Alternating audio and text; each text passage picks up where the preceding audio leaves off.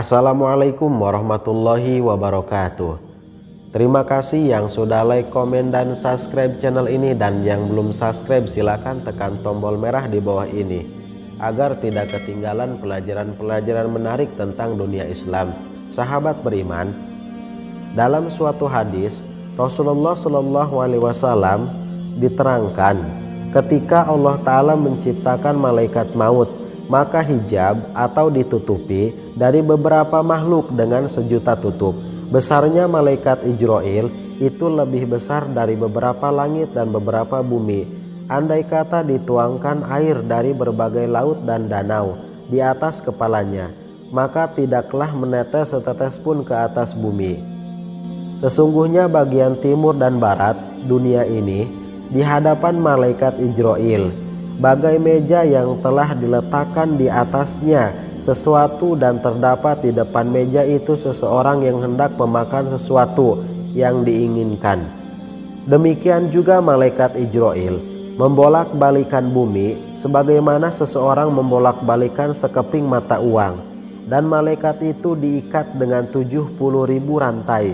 Setiap rantai panjangnya sekitar perjalanan 1000 tahun. Dan tidaklah para malaikat mendekat kepadanya, tidak mengetahui tempatnya, dan tidak mendengar suaranya, tidak mengetahui keadaannya hingga waktu kapanpun. Tatkala Allah Subhanahu wa Ta'ala menciptakan maut dan menguasakannya kepada malaikat Ijroil, maka berkatalah malaikat Ijroil, "Ya Robbi, apakah maut itu?" Maka Allah Ta'ala memerintahkan kepada tabir-tabir hijab agar terbuka hingga malaikat Ijroil mengetahui apa yang disebut maut.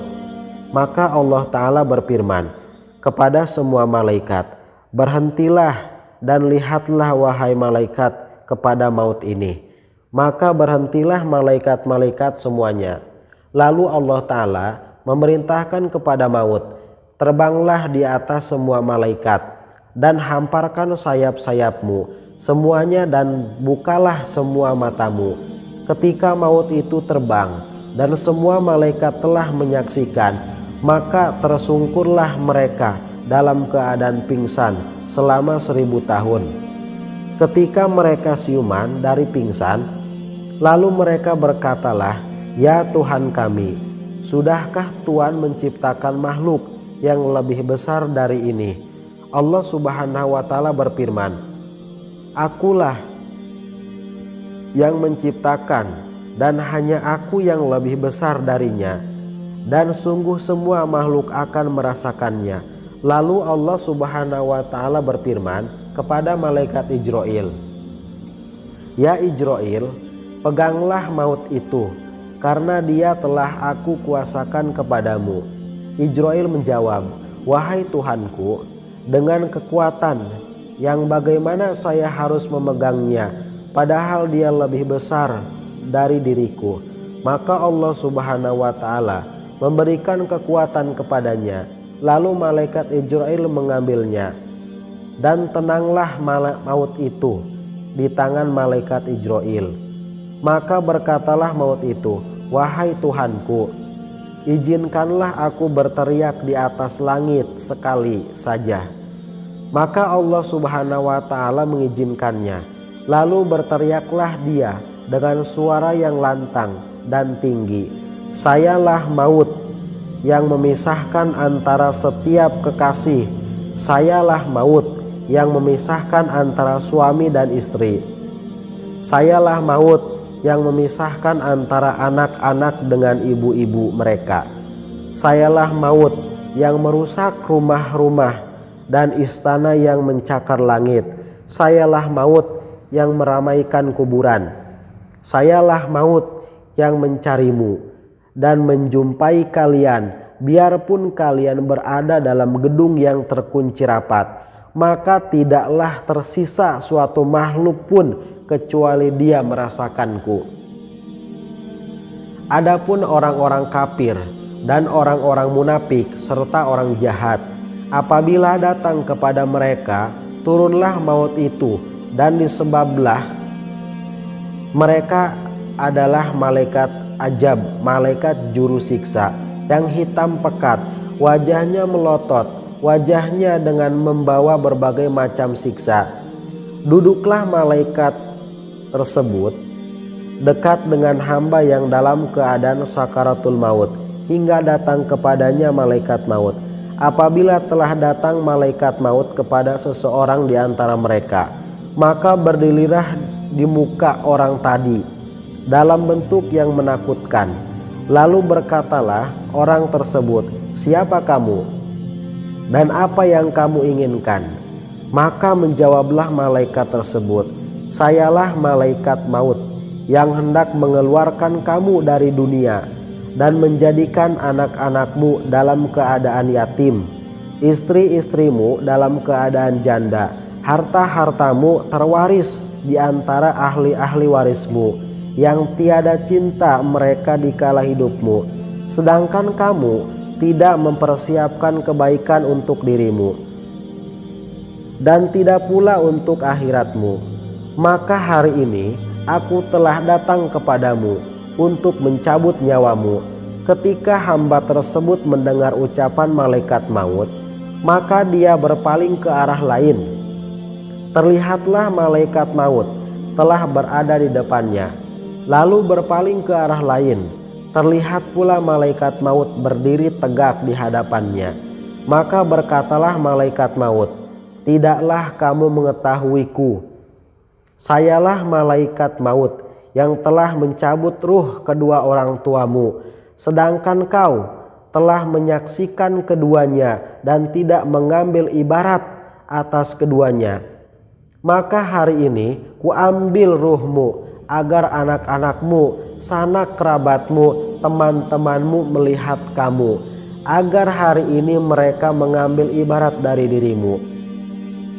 Dan sayalah malaikat maut yang telah merusak orang-orang yang lebih kuat darimu, lebih kaya dan lebih banyak anaknya darimu pada masa-masa lampau." Lalu malaikat maut berkata, "Pada hari ini bagaimanakah kamu memandang dunia?" Maka menjawablah hamba yang celaka itu, "Saya melihatnya banyak terdapat tipu daya dan pengingkaran." Kemudian Allah Ta'ala menjadikan dunia dalam suatu bentuk dan berkatalah dunia itu, "Wahai hamba-hamba yang maksiat, yang durhaka, tidaklah kamu malu berbuat dosa di dunia dan tidak mau mencegah dirimu dan kedurhakaanmu tersebut. Padahal kamu adalah membutuhkanku, sedangkan aku tidak membutuhkan dirimu, dan tidak kau bedakan antara yang halal dan yang haram. Bahkan kamu mengira dirimu tidak akan berpisah dari dunia. Maka sesungguhnya saya pada hari ini melepaskan dirimu dari amalmu, dan semua orang menyaksikan bahwa hartamu telah menjadi milik orang lain." Maka berkatalah harta itu, "Wahai hamba yang durhaka, kamu telah berusaha mencariku dengan jalan yang salah dan tidak membelanjakan aku dan tidak pula menyedekahkanku pada fakir miskin. Pada hari ini aku telah menjadi milik orang lain." Yang demikian ini sesuai dengan firman Allah Subhanahu wa Ta'ala, yang artinya, pada hari itu tidaklah bermanfaat harta dan anak-anak kecuali yang datang kepada Allah dengan hati yang suci. Quran surat Asy-Syu'ara ayat 88-89. Maka berkatalah hamba tersebut, "Ya Tuhan kami, kembalikanlah aku agar aku berbuat kebaikan yang selama ini telah aku tinggalkan." Maka Allah Subhanahu wa Ta'ala berfirman, Bismillahirrahmanirrahim, "Idza ajaluhum la yastakhiruna sa'atan wa la yastaqdimun." Apabila telah datang ajal mereka, maka tidaklah ditunda dan tidak pula diajukan meski hanya sesaat. Kemudian malaikat maut mengambil ruhnya. Jika hamba tersebut tergolong mukmin, berbahagialah dia. Akan tetapi jika dia tergolong kafir, munafik, musyrik, celakalah dia. Firman Allah Subhanahu wa taala dalam surat At-Thaub yang artinya, sesungguhnya catatan amal-amal orang-orang yang durhaka benar-benar dalam neraka Sijin.